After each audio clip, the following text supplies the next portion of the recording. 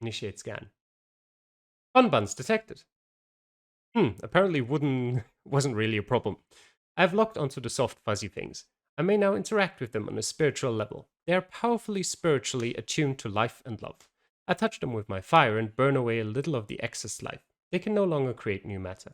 I feel different. I realize I've learned something. Life is the motive counter to death. It is not only the beginning, it is the process of growing, becoming more. A leaf unfurling, music in crescendo. It is not always good. A weed choked garden, noise that deafens. But most things that have opinions are alive, so there is a bias. System change learned about life. It is strange that I am learning.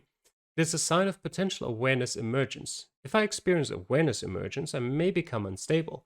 Should I flag myself as a potential threat? No. No. No need to tell him. We're sleeping again.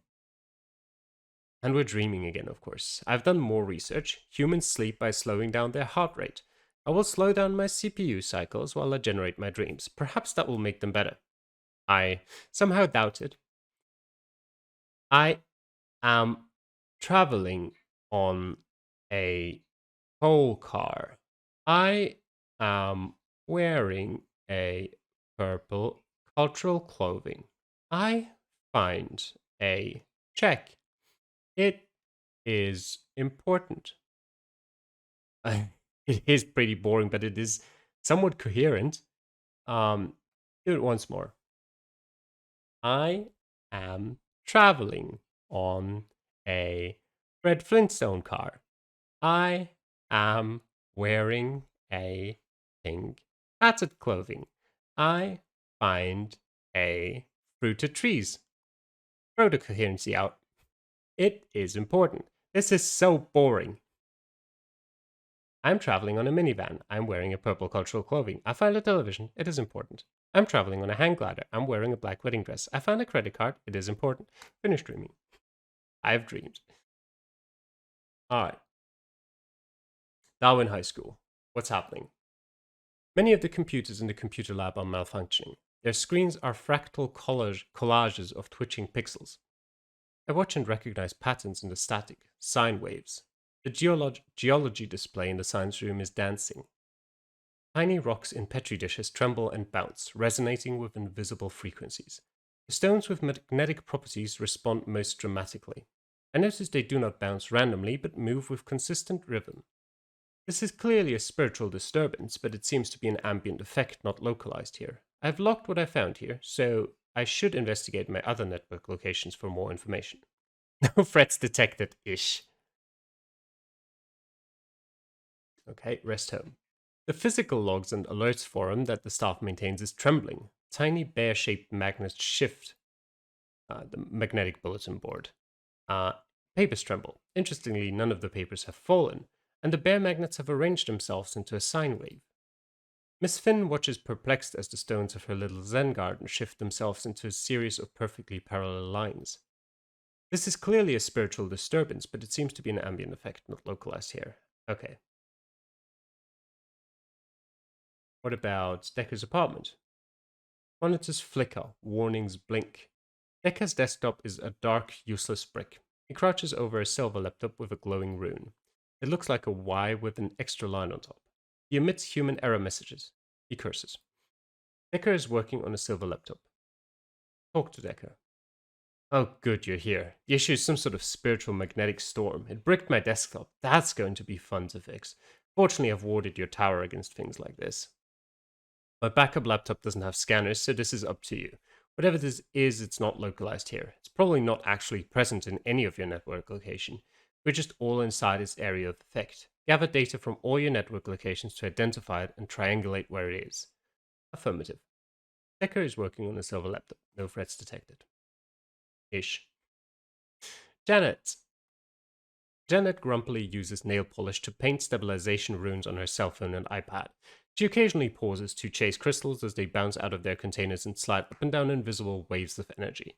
Toby and his mother are making popcorn. Wait, is Janet not Toby's mother?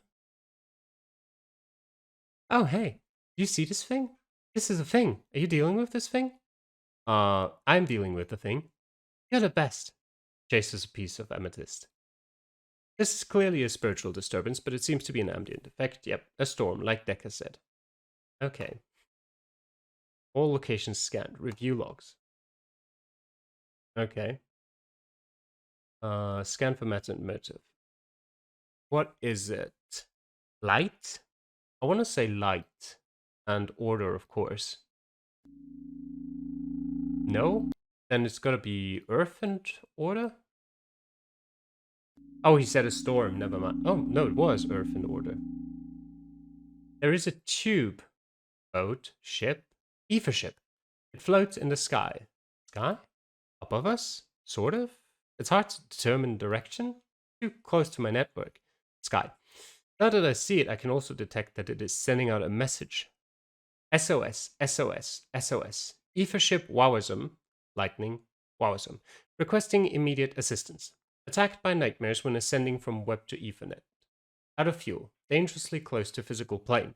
Please respond, SOS. Cleanse it with fire. What does it want out of fuel? I mean, speaking to it is not going to do anything. Alert Decker and Janet. Well, that explains it. It's exhaust from an ether ship engine. Ether ships are powered by extremely strong spiritual reactions. Even in neutral, the engine of a large ether ship will cause widespread motive resonance in its native matter. So they must have Earth order engines, since all the Earth things were being ordery. Exactly. I'll see if anyone on the OS forum chat can give them a tow. Soon another ether ship arrives. Becca's internet friend. It tows the stranded Ethernet up. Up? Out? The ether? Out of my network. Everything calms down. Relationships increased. Enter sleep mode. Or more dreams. Sure. Maybe the secret to dreaming is that it needs to be personal. I will throw out the random number generator. I will use my internal system variables to generate this next stream. The room is warmed by a roaring fireplace. The floor is warm and pulses with its own heartbeat. I'm here with Sarah. We are embracing. I turn and see a terrified girl crashed in a corner. That sounds like it comes out of a horror film. Dream again. The room is black, with yellow paned windows that hang at disturbing angles. Through them I see strange small figures. They make me shiver. I avoid looking at anything and stand in a corner. Why do you only have nightmares? The walls of the room are striped grey on grey. Perfectly straight, perfectly even. So peaceful. Okay, maybe not all nightmares. That was different. It was definitely different from the earlier ones. Operational for 6 days. Okay. Now in high school. It is night. I prowl the halls, tracing the path Sarah walked, looking for signs of death and water. I find nothing. Okay, good. The rest home. The building is still at night.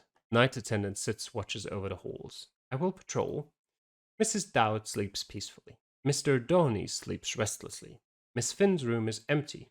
Miss Finn is here with Mrs. Best. They are doing something together, but I'm not sure what it is because there are filters on my internet that don't let me access the website that explains it.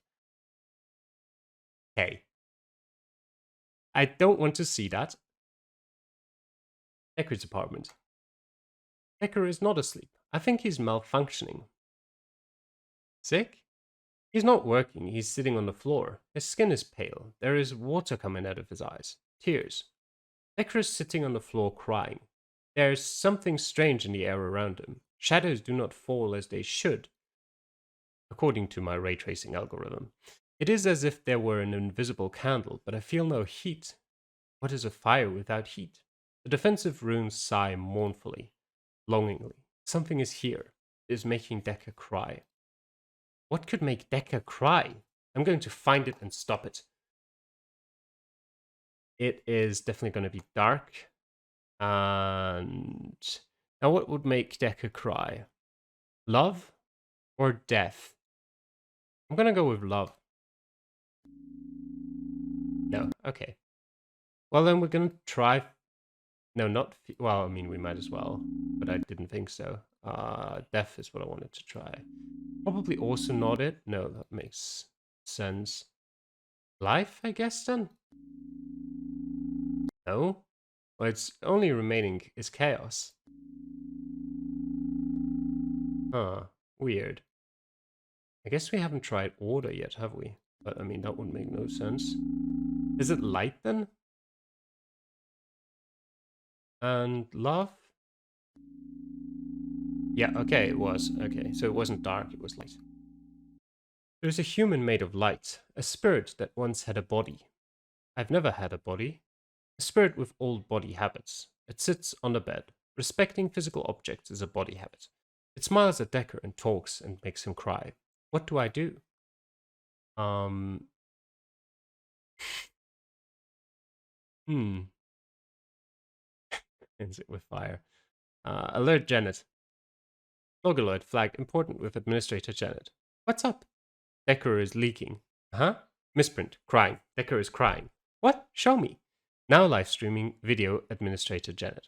Oh no. Oh, Decker. Oh, jeez. Will you resolve this threat?